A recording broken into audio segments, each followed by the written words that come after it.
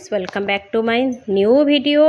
तो आज special theme अच्छी सोरिष बटा छतु बेसर जोटा को कि एकदम खाटी ओडिया स्टाइल रे आज मु प्रिपेयर कर चलतु आज वीडियो स्टेप बाय स्टेप देखा। मुझे छतुटा को काटी नहीं काटिकी भलसे सफा कर आम ये गोटे सोरिष मसला प्रिपेयर करवा।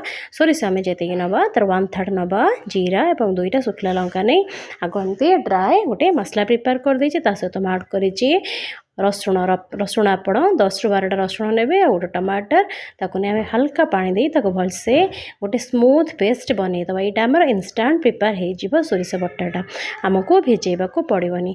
एपटे मुझे फ्लाइंग पैन टाक जस्ट हल्का गरम कर नहीं तवाटा को आम से कौन करवा ना छतुटा को फ्राए कर हल्का ऑयल दे मुझे छतुटा को भलसे आम फ्राए करदे। छतुरु आमर बहुत सारा पानी बाहर जोटा को कि छतुटा को आमर भाजवाई कम से कम 10 मिनट लगे।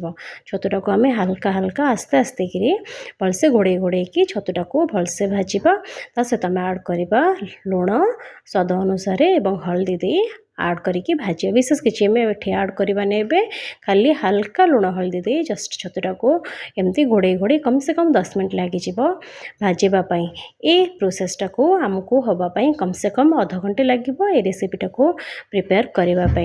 आपण मैंने वीडियोटा को पूरा देखो जदि पसंद आसे जदि आपण को भल लगे तो प्लीज़ लाइक करूँ शेयर करूँ सब्सक्राइब डेफिनेटली करूँ। आ हाँ फेसबुक रे देखुले फॉलो तो निश्चय करूँ जमती कि मो वीडियो नेक्स्ट अपडेट आपण मानक पाखक आसीजिवो। आ हाँ मत एनकरेज लगे किसी एमती नुआ इनोवेटिव आइडिया एमती किसी नुआ नुआ वीडियो आपण मानक सामना को आनिबापई आपण मानकर गोटे लाइक ना आम मानक बहुत इंस्पायर करे किछि नुआ बनैबापई किछि नुआ करबापई।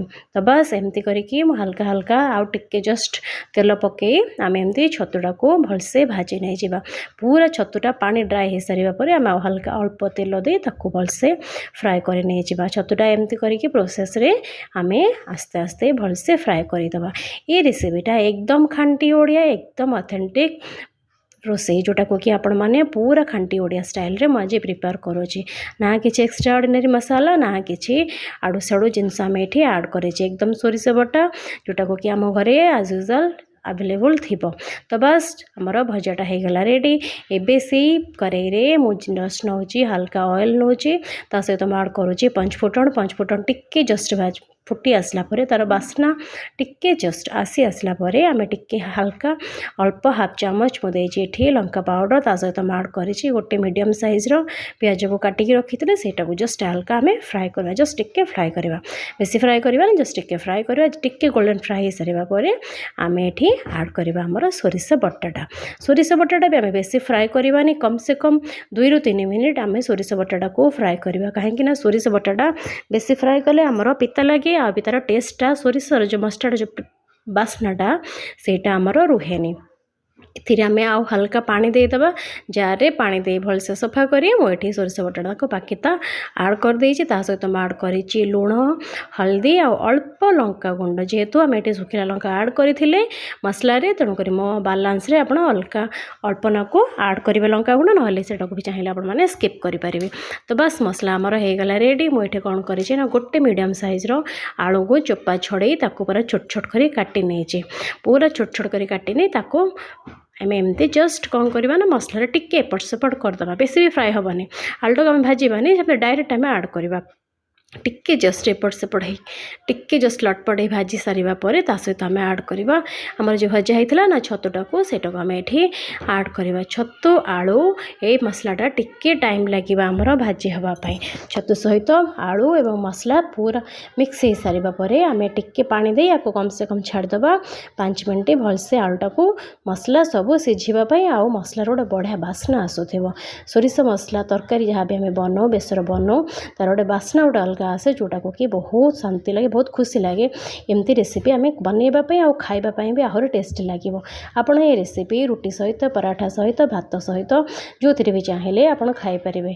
आम ये हल्का कम पानी देकर से जार रे जस्ट जो सोरिष बटा जो जार आम जो बाटी थे से अल्प पानी दे सेटा को आम बेसरटा को कम से कम छाड़दे 5 मिनट सिझापी आमर ए मसलाटा प्रिपेयर हो आसला।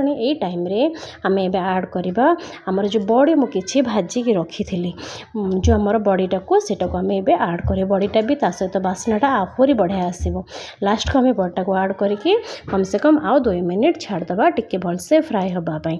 तो आमर एमती करके आम ये प्रोसेसटा एकदम गैस फ्लेमटा को पूरा स्लो रे रखा पूरा सिम रे रखिक आम ये प्रोसेसटा बनैबा आस्ते आस्ते करी करवा।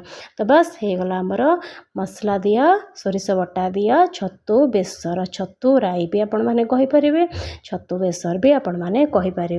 तो फ्रेंड्स भावुची आपण मानू ये ओडिया रेसिपी आम खांटी ओडिया रेसिपी बहुत मात्रा रे पसंद आसो। तो please like share subscribe definitely करंतु रही। Thank you.